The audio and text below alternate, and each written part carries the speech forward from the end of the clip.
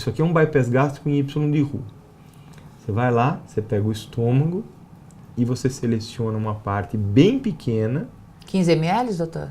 Mais, em geral, ao redor de 30 40 ml. E aí você corta o jejuno, a parte de baixo você emenda no estômago lá em cima e a parte de cima você emenda lateralmente aqui. De maneira que em azul desce a comida, passa pelo estomaguinho e cai no jejuno, e as enzimas vêm pelo duodeno e se misturam aqui nesse ponto. Num bypass biliopancreático, essa emenda é bem lá perto do intestino grosso. Num bypass biliopancreático comum, essa emenda corre bem mais alto, que é para evitar a malabsorção. Essas são as vantagens dessa cirurgia. A cirurgia é bem conhecida, muito bem padronizada. Os cirurgiões aprenderam Essa cirurgia que está no HC, no Hospital das Clínicas de São Paulo, que é a padrão do Hospital das Clínicas de São Paulo, a capela, não é isso? Eles chamam de capela.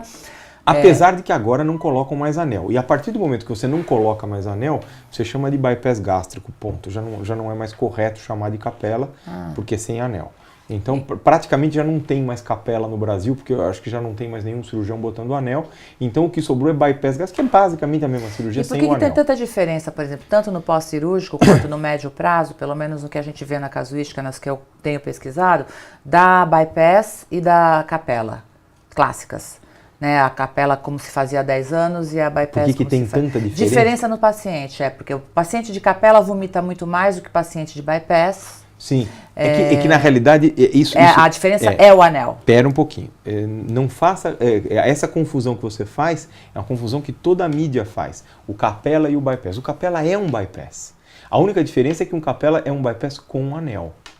Então o que faz vomitar eventualmente entalar e as pessoas se sentirem mal, porque na verdade a confusão que eventualmente eu esteja fazendo seja dos sintomas, porque eu como leiga, pego pessoas com bypass e pego pessoas com capela, ou com bypass com Y de Roux, que eu percebo um pouquinho mais de qualidade de vida nas bypass.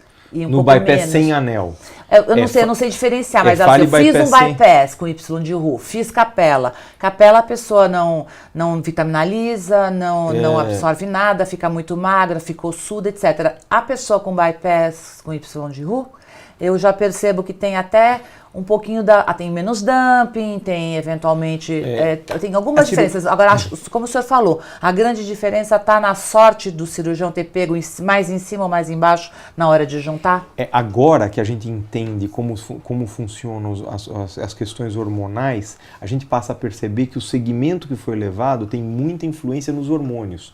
E como são os hormônios que no final das contas fazem as cirurgias funcionarem bem, provavelmente é aí que reside a diferença entre os casos muito bem sucedidos, dos casos não tão bem sucedidos e dos mal sucedidos mesmo. O fato é que, para esclarecer bem, bypass gástrico em Y de Roux existe com anel, e aí chama capela, ou FOB nos Estados Unidos, ou sem anel, e aí as pessoas simplesmente chamam de bypass gástrico. Mas todos são bypass gástricos, entendeu? É igual os bypass biliopancreáticos, que tem escopinaro e tem duodenal switch, mas os dois são bypass biliopancreáticos. Essa é uma técnica que tem incontáveis desvantagens também. Primeiro, o ritmo de alimentação fica muito modificado. Você com um estômago tão pequeno e limitado, quer seja por um anel, quer seja por uma passagem estreita de 12 milímetros, isso muda muito o ritmo alimentar. Então são pacientes que se alimentam num ritmo muito diferente. E se mudar o ritmo significa que a pessoa tem que levar mais ou menos 1 hora para comer um pirizinho de alguma coisa? Alguns. Isso acontece fundamentalmente com quem tem anel e mastiga mal, ou com quem tem uma anastomose estreita, que ficou estreita demais. Às vezes o cirurgião faz uma anastomose com 12 milímetros, mas o tempo deixa ela com 11 ou 10, entendeu? Tem que mastigar muito. É o que a gente chama de estenose. Essa estenose, na realidade ele constrói uma estenose. Quando ele faz uma anastomose de 12 milímetros, ele deixa estenosado, mas uma estenose que ele quer que tenha 12 milímetros, e não 8. E de repente uma cicatrização exuberante transforma o buraquinho de 12 em 8. Aí o paciente efetivamente não consegue comer. Então você tem que comer devagarinho, mastigar 400 exatamente, mil ou eventualmente vezes. vomita.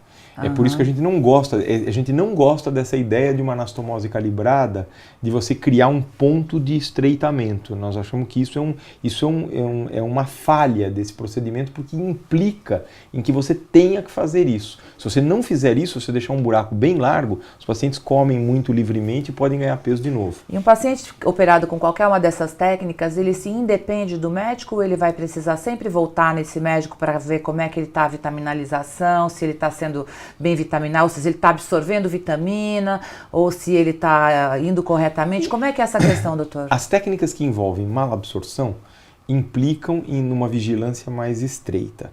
Se você não tem malabsorção, é claro que todos os pacientes operados devem ser seguidos por abandonar segmento não é bom. Mas quando você tem técnicas que não envolvem malabsorção, a possibilidade do indivíduo ter problemas nutricionais cai muito. O fato é que na lista de desvantagens ainda tem o que a Janete mencionou, pacientes que vomitam e entalam num número que pode ser considerável, especialmente em quem tem anéis ou anastomoses mais estreitas.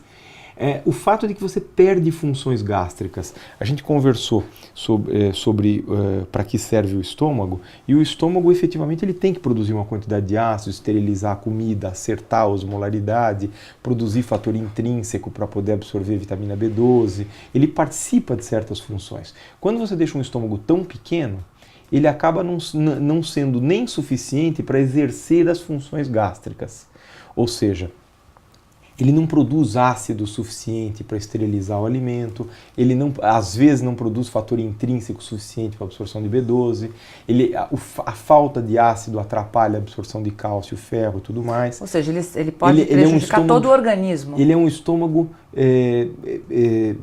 pequeno demais para exercer as funções gástricas. Quer dizer, os órgãos têm reservas, você pode diminuir certos órgãos sem que ele perca a reserva, mas quando você diminui a 30 ml, as funções gástricas ficam comprometidas. Então esses pacientes têm alguma dificuldade de absorção proteica, existe desnutrição, porque existe o duodeno e o jejum fechado. Essa parte é importante na absorção de certos elementos. Então em bypass gástrico pode acontecer desnutrição proteica, pode acontecer desmineralizações ósseas, podem acontecer anemia, enfim. Além disso, existe o problema do não acesso endoscópico. Esse estomagão que está fechado e esse duodeno, não dá mais para fazer endoscopia aí, porque o endoscópio entra por aqui, desce por essa alça e não tem mais como fazer endoscopia aqui. Então dá para ver o que acontece. Exatamente. O segmento fica muito prejudicado. É muito difícil investigar essa área. Existem até aparelhos especiais que conseguem, eventualmente, em alguns pacientes, atingir o estômago. Mas é bem difícil. Normalmente, a imensa maioria fica sem segmento endoscópico do que está acontecendo lá, numa alça exclusa.